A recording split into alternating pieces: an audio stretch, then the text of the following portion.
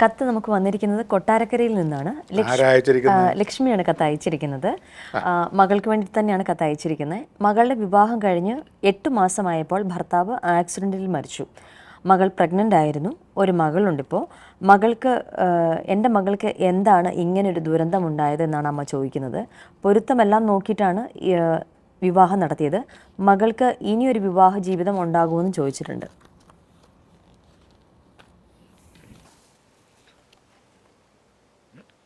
മകൾ പ്രഗ്നൻ്റ് ആയിരിക്കവേ കുട്ടിയുടെ പിതാവ് ആക്സിഡൻറ്റിൽ മരിക്കുന്നു. ജാതകപ്പൊരുത്തമൊക്കെ നോക്കി നടത്തിയ വിവാഹമാണ്. അപ്പം ആ പൊരുത്തശോധനയിൽ തന്നെ മനുഷ്യർക്ക് വിശ്വാസമില്ലാതായിപ്പോയി. കാരണം ഇത്രയും പൊരുത്തം ഉണ്ടായിട്ട് എൻ്റെ ഈ ദുരന്തം മകൾക്ക് സംഭവിച്ചു, അതും പ്രഗ്നൻ്റ് ആയിരിക്കവേ. അല്ലായിരുന്നെങ്കിൽ പോട്ടെ, സമാധാനമുണ്ട്, അപകടം വന്നു എന്ന് വിചാരിക്കുക, അല്ലെ രോഗം വന്നു ഏതെങ്കിലും തരത്തിൽ, അല്ലെങ്കിൽ മറ്റെന്തെങ്കിലും ഒരു ബന്ധമുണ്ടായി അതിനെ അറിഞ്ഞ് ഡൈവോഴ്സായി, ഇതൊക്കെ സമാധാനം ഉണ്ടെങ്കിലും ആക്സിഡൻറ്റ് മരിച്ചു എന്ന് പറയുമ്പോൾ ഒരു പുനർവിവാഹം നടത്താൻ ആഗ്രഹിച്ചു വരുന്നവർ ഇതിനെ ആദ്യം കെട്ടിയവർ ചത്തുപോയല്ലോ. പേടിച്ച് വരും. വിശ്വാസമുള്ളവരും ഇല്ലാത്തവരും പലരും പറഞ്ഞു കൊടുക്കും, അതിനെ കെട്ടുന്നവൻ ചത്തുപോകും എന്നൊക്കെ പറയുമ്പം ഭയപ്പാടോടു കൂടിയായിരിക്കും ഇനി പുരുഷന്മാരുടെ ഒരു വീക്ഷണം. അല്ല, വീട്ടുകാരത് തടസ്സപ്പെടുത്തും. മകളെ വേണ്ട, അത് ഒരു കുഞ്ഞാവുന്നതിന് മുമ്പ് വയറ്റിൽ കിടക്കവേ ആക്സിഡൻറ്റിൽ പോയി, അതായത് തങ്കക്കുളം പോലെ ഒരു പയ്യനായിരുന്നു, ഇതാ എന്ന് പറഞ്ഞ് ജാതക നിലയിൽ വന്ന പൊരുത്തം നോക്കിയതിലല്ല പ്രശ്നം വന്നിരുന്നത്. ഈ കുട്ടിയുടെ അല്ലെങ്കിൽ ഈ മകളുടെ ജാതക നിലയിൽ പുനർഭൂ എന്ന യോഗമാണ്. പുനർഭൂ മീൻസ് പുനർവിവാഹ യോഗം, 2 വിവാഹയോഗം. 2 വിവാഹയോഗം ഉള്ള ഒരു സ്ത്രീക്ക് ആദ്യത്തെ ഭർത്താവ് മരിക്കുകയോ വേർപെടുകയോ എന്തെങ്കിലും ഡൈവോഴ്സോ ആയെങ്കിലല്ലേ രണ്ടാമതൊരു വിവാഹം നടക്കുകയുള്ളൂ.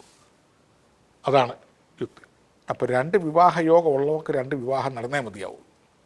ആദ്യം നോക്കിയതിൽ പൊരുത്തമൊക്കെ ഉണ്ട്. പക്ഷേ 2 വിവാഹം നടക്കണമെങ്കിൽ ആദ്യത്തെ ഭർത്താവിന് അകന്നു പോകണം. അകന്നു പോവാൻ ചിലപ്പോൾ ഈ ഉണ്ടായ കുട്ടിക്ക് ഗർഭശ്രീമാനല്ലായിരിക്കും. അതിൻ്റെ നക്ഷത്രം പൂയമോ പൂരാടമോ അത്തമോ അതുപോലെ തൃക്കേട്ടയോ ഏതെങ്കിലും അച്ഛൻകാല് വരുന്ന, അച്ഛൻകാലിൽ കാലിൽ കാല് എന്ന് പറയുന്ന സന്ധിയിൽ ഉള്ള ജനനമാകാം. അത് ചിലപ്പം ഭ്രൂണം ഉണ്ടാവുമ്പം തന്നെ ചിലപ്പം അച്ഛന് തട്ട് കിട്ടും, അല്ലെങ്കിൽ തൻകാലാണെങ്കിൽ കുട്ടിക്ക് തട്ട് കിട്ടും. അമ്മാവൻ കാലാണ് അമ്മാവന്, മാതൃക്കാലാണെങ്കിൽ അമ്മയ്ക്ക്. അപ്പോൾ പ്രസവിക്കണം എന്ന് തന്നെ നിർബന്ധമില്ല. അതായത് ബീജസങ്കലനം നടന്ന് ഭ്രൂണം വലുതായി 3 മാസം 6 മാസം കഴിയുന്ന മുറയ്ക്ക് തന്നെ പിറക്കാൻ ഉള്ള നക്ഷത്രത്തിൽ പൂയം പൂരാടം തൃക്കേട്ട അത്തം ഈ വക നക്ഷത്രങ്ങളിലോ ഗണ്ണാന്ത സന്ധിയിലോ, അത് കുറച്ച് നക്ഷത്രങ്ങൾ പറയുന്നുണ്ട് വേറെയും, അതിന് ലഗ്നവും പറയുന്നുണ്ട്, ആവാൻ സാധ്യതയുണ്ടെങ്കിൽ അത് സിസേറിയനാണെങ്കിലും നോർമൽ ഡെലിവറി ആണെങ്കിലും അതിനു മുമ്പ് ഈ 2 വിവാഹം അമ്മയ്ക്ക് പറഞ്ഞെന്നുണ്ടെങ്കിൽ അത് ആദ്യത്തെ ആളിന് രോഗമോ ഡൈവോഴ്സോ മറ്റെന്തെങ്കിലും ബന്ധങ്ങളോ മരണമോ സംഭവിക്കാം. വളരെ തലപകഞ്ഞ് ആലോചിക്കേണ്ട ഒരു വിഷയങ്ങളാണ് ഈ പൊരുത്തം നോക്കുക എന്ന് പറയുന്നത്. രാശിപ്പൊരുത്തവും രാശാധിപപ്പൊരുത്തവും വശ്യപ്പൊരുത്തവും മാഹേന്ദ്രപ്പൊരുത്തവും ഗണപ്പൊരുത്തവും രജുപ്പൊരുത്തവും വേദപ്പൊരുത്തവും ദിനപ്പൊരുത്തവും യോനിപ്പൊരുത്തവും രണരണീഭാവങ്ങളും ഗ്രഹനിലപ്രകാരമുള്ള പൊരുത്തങ്ങളും മാത്രം പോരാ. ഒരാളിൻ്റെ ജാതക നിലയിൽ എത്ര കല്യാണമുണ്ട്, അത് വരൻ്റെ ആയാലും വധുവിൻ്റെ ആയിരുന്നാലും എന്നൊരു പരിശോധന ആദ്യം വേണം. കല്യാണം കഴിഞ്ഞതാണോ അല്ലയോ അതും നോക്കണം. അതല്ലെങ്കിൽ കല്യാണം വേറെ ഉണ്ടോ എന്നും നോക്കുക.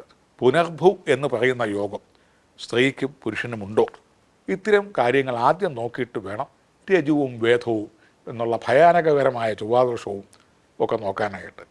അതിന് പകരം നമ്മൾ ഡേറ്റ് ഓഫ് ബർത്തും സമയം വെച്ച് ഏതെങ്കിലും മാട്രിമോണിയൽ കമ്പ്യൂട്ടറിലെടുക്കും, ഉത്കൃഷ്ടം ഉദാസീനം യോജ്യം എന്ന് കാണും, ടിക്ക് ചെയ്യും, ഉടനെ കമ്മീഷൻ ആയിട്ട് ചെല്ലും, കല്യാണം നടക്കും, ബാക്കി കാര്യങ്ങളെല്ലാം ഇടിപിടിയുന്ന ഒരു സിനിമാറ്റിക് സ്റ്റൈലിലെല്ലാം നടക്കും. പക്ഷേ പ്രഗ്നൻ്റ് ആവുമ്പോൾ മരിക്കുക, പ്രസവത്തെ തുടർന്ന് മരിക്കുക, അല്ലെങ്കിൽ കുട്ടി ഉണ്ടായതിന് ശേഷം ഡൈവോഴ്സ്, അല്ലെങ്കിൽ വേറെ ഏതെങ്കിലും തരത്തിൽ അതിന് ശേഷമാണ് അമ്മയുടെ കുടുംബം അറിയുന്നത് വേറെ വിദേശത്ത് അല്ലെങ്കിൽ വേറൊരു ഭാര്യയും കുഞ്ഞുങ്ങളും ഒക്കെ ഉള്ളതായിരുന്നു, അറിഞ്ഞില്ല.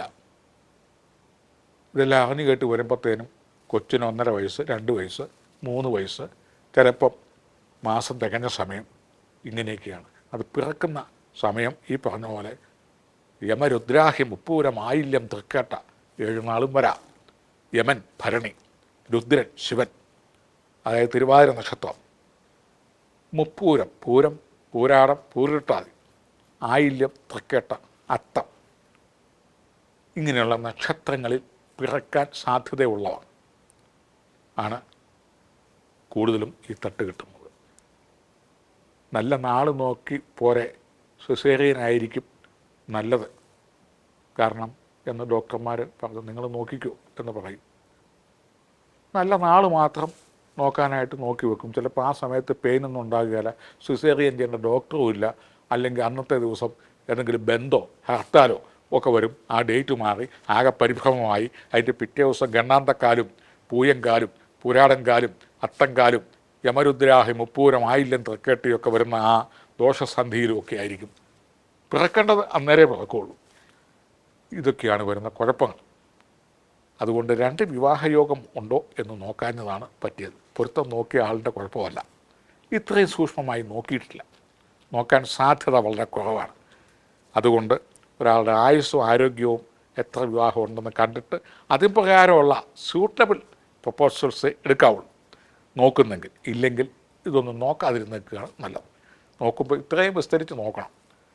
അതുകൊണ്ടാണ് പലതും നോക്കാത്തത് കൊണ്ടാണ് ഈ ജ്യോതിഷത്തിന് ഉള്ള ഇത് തട്ടിപ്പാണെന്നും വെട്ടിപ്പാണെന്നും അല്ലെങ്കിൽ യോജ്യമല്ല എന്നും ഇതിലൊന്നും വലിയ കാര്യമില്ലെന്നും ഒക്കെ പറയുന്നതിൻ്റെ പിന്നിൽ ഇങ്ങനെയുള്ള ഫലങ്ങൾ കണ്ടുകൊണ്ടാണ്. സൂക്ഷ്മമായിട്ട് നോക്കുന്നില്ല. പണ്ടെന്ന് പറഞ്ഞാൽ ഇത്തരം കാര്യങ്ങളാണ് നോക്കുന്നത്. 1 2 ജാതകം അല്ലെ 3 ജാതകം വരെയൊക്കെ ഒരു ദിവസം നോക്കുകയുള്ളൂ. ഇന്ന് 10 30 ജാതകങ്ങളൊക്കെ നോക്കിയാണ് മാട്രിമോണിയിലൊക്കെ നോക്കിയെന്ന് പറയുന്നത്. കമ്പ്യൂട്ടർ എന്ത് പറയുന്നു ഉടൻ തന്നെ അനുസരിച്ച് പോകും. കാരണം അത് കൂടുതൽ അതിനെപ്പറ്റി വിശകലനമില്ല. അതുകൊണ്ട് ഇത്തരം കാര്യങ്ങൾ ഒരു രണ്ടാമതൊരു വിവാഹബന്ധം കാണുന്നുണ്ട്. അത് നല്ല നിലയിൽ പോകാൻ ദീർഘസുമംഗലി സ്വയംവരം മുതലായ കർമാനുഷ്ഠാനങ്ങൾ മകൾക്ക് വേണ്ടി നടത്തുക. എന്നിട്ട് ശിവപാർവതി പ്രാണപ്രതിഷ്ഠ ചെയ്യുക. അടുത്ത ബന്ധം നെടുനാൾ നീണ്ടു നിൽക്കുന്നതാണ്. മറ്റ് അപകടങ്ങളൊന്നും ഉണ്ടാവത്തില്ല. കഴിഞ്ഞ ദുരന്തമുഖത്ത് പ്രയാസപ്പെടേണ്ട കാര്യമില്ല. കുട്ടിയുടെ നക്ഷത്രങ്ങളും കാര്യങ്ങളൊക്കെ പിന്നാലെ അറിയിച്ചു കഴിഞ്ഞാൽ അതും പ്രകാരം ഇതൊക്കെ ആയിരിക്കും, ഈ നക്ഷത്രങ്ങളിൽ പെട്ടവയായിരിക്കും. ഏതായാലും ദുഃഖിക്കാതെ അടുത്ത വിവാഹത്തിന് തയ്യാറെടുക്കുക, നടക്കും.